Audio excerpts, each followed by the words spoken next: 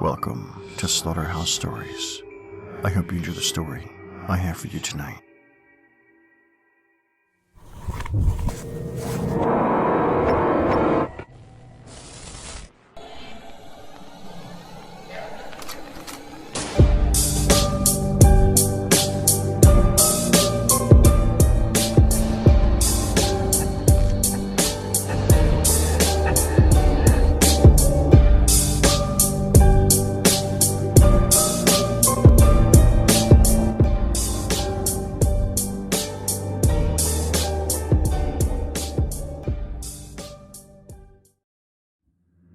Newcastle Road.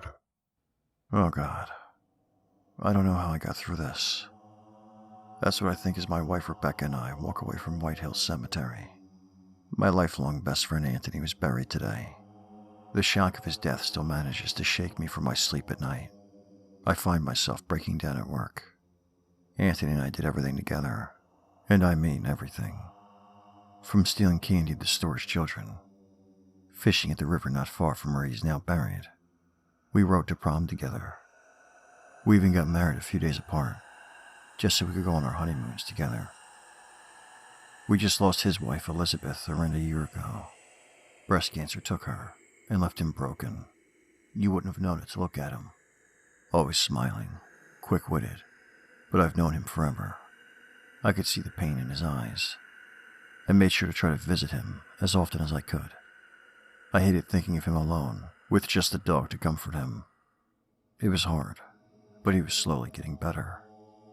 But now to have this happen, when he was almost himself, for a freak accident, to just take him away. I don't know how I got through this. I don't know what to do without my best friend. It was almost completely dark now, as we headed for home, which just upset me even more. I hate driving around here at night. Newcastle Road was just a nightmare when it was dark. Miles and miles of a dark, two-way street, with sharp curves and turns that almost came out of nowhere. Very few houses, no street lamps, just pitch blackness, except for when cars came from the other direction. When it was dark like this, even slow-moving cars looked like they were moving at breakneck speed. It can make you jolt and brace for an impact that never came. Never mind the fact that this road was spooky as fuck. Glancing into the dark woods along the road, when the light would hit an animal, or just at an odd angle, was enough to make you see ghosts and demons. Which, of course, the town played up for tourists. Come see the Haunted Woods by White Hills Cemetery. I'm so glad Rebecca agreed to drive. I'm also glad we left the kids with my parents. They didn't need to see me like this. Not a very brave-looking father. Eyes red from crying, and jumping at every shadowy tree. But thinking of them laughing at me made me chuckle slightly. At least until it felt like something bumped our car. That was enough to snap me back to reality. It didn't sound like anything was damaged. Just something big pushed against the car. Maybe it was just a weird pothole or something. No, there it is again. And a weird noise. It's like something trying to push us off the road. Something is trying to push us off the road. I can't get a good look, but it's huge. Rebecca is freaking out. She doesn't know what to do. This creature roars as it rams into the car again. I could feel our tires lift off the ground. Rebecca is screaming and I'm not helping. I just keep yelling at her to go faster and faster. We have to outrun it. Whatever it is, it cannot keep up with our car. Finally, silence. Just the tires on the road and our freaked out breathing. What the fuck was that? What could be that strong to knock our car on two wheels like that? I start to feel better.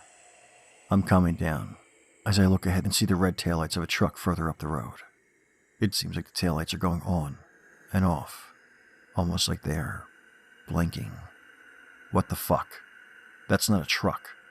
Those are eyes. Large red eyes. And now they're gone. What is going on? What the fuck is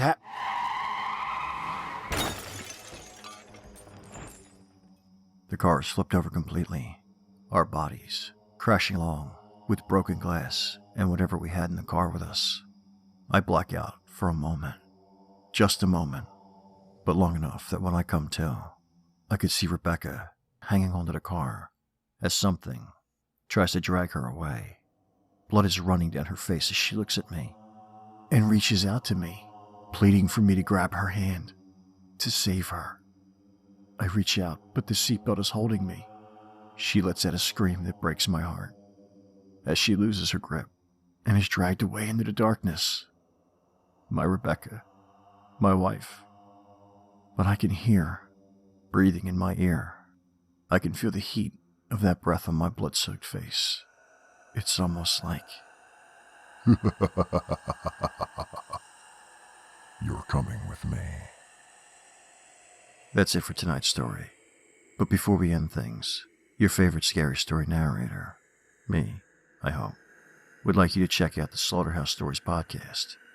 Available at all your favorite podcast sites. So download and subscribe. And as always, thank you for listening. If you enjoyed tonight's story, please like, share, and subscribe. And until next time, Stay spooky.